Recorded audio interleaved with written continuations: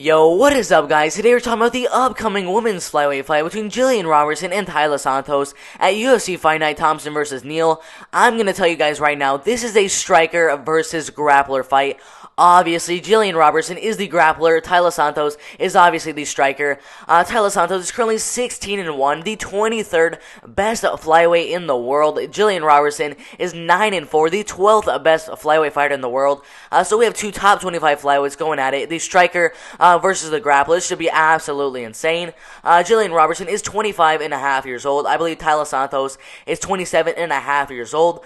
They're both similar heights, but not similar reaches whatsoever. Jillian Robertson, 5 foot 5 inches tall. Taila Santos, 5 foot 6 inches tall, so a little advantage there. And then Jillian Robertson, 63-inch reach. Taila Santos has a 68-inch reach, which is an absolutely humongous reach advantage in this fight. If you look at the betting odds for this fight, this is literally 50-50. All the betting odds sites have Jillian Robertson at minus 107, minus 111, and they have Taila Santos also at minus 107, minus 111. I mean, it's literally a 50-50 fight between these two fighters here. It should be a very interesting striker versus grappling fight. Alright guys, so as I said before, on the betting odds, this is basically a 50-50 fight. You flip a coin and you decide who wins the fight. That's basically what the betting odds are telling you what's going to happen in the fight. But if you look at the Tapology predictions, it is much different. Out of 700 different votes, literally 71% of the vote are going for Jillian Robertson to win the fight, mainly by unanimous decision. And then obviously, there are some people thinking that she's going to get a submission in the fight. 29% of the vote are going for Taila Santos to win the fight, mainly by unanimous decision. And then some people do think Taila Santos is going to get a knockout in this fight. Alright guys, now let's take a look at Jillian Robertson's record. 9-4 is a pretty good record for this women's flyweight division. She's currently the 12th best flyweight in the world for a reason, and I'll tell you why in just a second. I mean, she started her career back in 2016, just 4 years ago, and she actually started off with a loss by unanimous decision to Hannah Goldie. Came back after that with a unanimous decision win over Monica Medina, a first-round armbar win over Miki Rogers, and then lost her next fight to Cynthia Calvillo by unanimous decision. Obviously, Cynthia Calvillo is doing very good inside the UFC right now, with only losses coming to Carla Esparza and Katlyn Chookagian.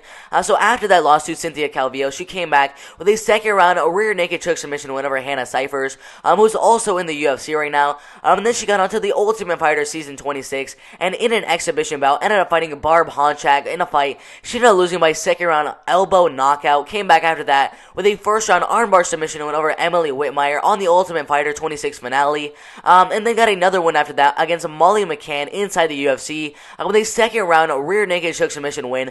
That was an absolutely amazing grappling show in that fight against Molly McCann. But in her next fight, she fought another very good grappler in her own right, who was undefeated at the time in Mayra Bueno Silva in a fight that she ended up losing by first round armbar with literally 5 seconds left in that first round. Absolutely insane.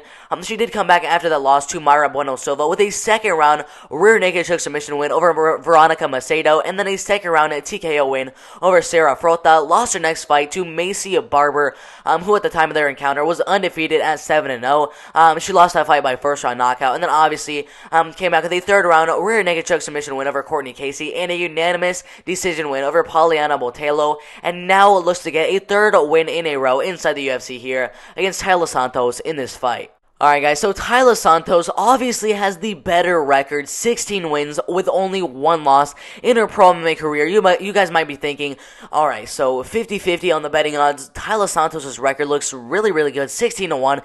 That is an absolutely amazing record.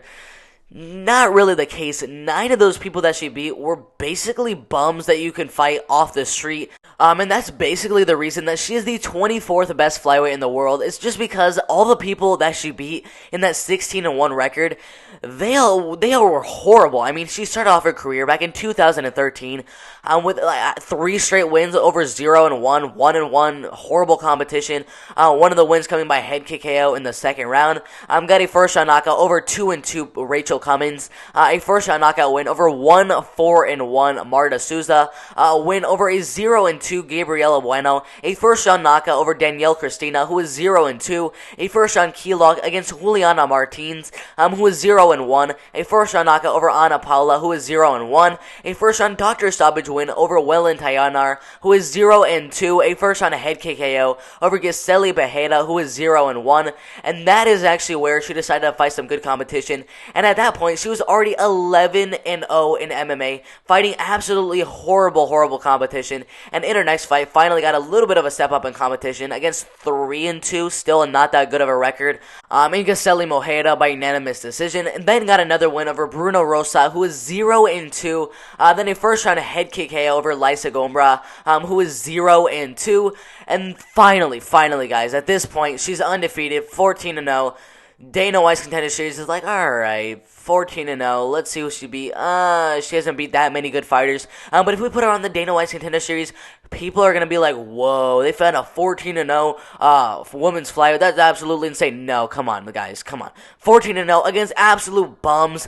Got on the Dana White's Contender Series, did pretty good against Estefania Almeida, who's still not the best women's flyweight at all. She won that fight by unanimous decision, and in her first fight inside the UFC, ended up fighting Mara Barella and absolutely got dominated and lost a fight by unanimous decision. Came back after that loss to Mara Barella. She was supposed to fight, I believe, Ashley Evans Smith, then Ariane Carnelosi, and then Jillian Robertson, but all three of those fights ended up falling through, and then finally she ended up fighting Molly McCann, won that fight by unanimous decision in a very good striking show, and then she was supposed to fight Marina Moroz and Montana De La Rosa. Both of those fights ended up getting canceled, and finally she's getting a fight here against Jillian Robertson, and short notice, at UFC Fight Night, Thompson versus Neal. This should be a very interesting fight. We have the grappler Jillian Robertson obviously going to go out there and try to get a bunch of takedowns because she does not really have the best reach. Taila Santos obviously has an amazing reach of 68 inches compared to a 63-inch reach for Jillian Robertson. That is mainly the reason why Taila Santos is currently sitting like literally 50-50 on this fight. Is basically because of that reach advantage. If she can keep the fight on the feet, she is 100% going to win the fight. But if Jillian Robertson can get the fight to the ground, she will 100% be winning this fight. It just depends on who can get the fight, where they want to get the fight in this fight. I know I said fight a lot in that sentence, but I do think that Jillian Robertson has these skills to get the fight to the ground and possibly get a submission in this one. But I think the fight will go all the way, and I have Jillian Robertson absolutely dominating the fight on the ground, and that is why I have Jillian Robertson winning this fight by unanimous decision. Alright guys, if you like the video, make sure to like the video, and if you agree with my prediction or disagree with that prediction, make sure to put your prediction in the comment section below. I would love to see what you guys think is going to happen in this fight. The striker taking on the grappler on short notice should be an amazing fight on this UFC Fight Night. Who do you guys have winning this fight? Put that in the comment section below. If you like the video, make sure to hit that like button. It really helps with the YouTube algorithm, and make sure to subscribe to the channel so you don't miss when I post a new video. Also turn on post notifications because I post videos almost every single day, and I would not want you guys to miss the absolute best MMA content out there. So hit that subscribe button, like the video, make sure to check out my other videos on this UFC Fight Night. I'm out of here.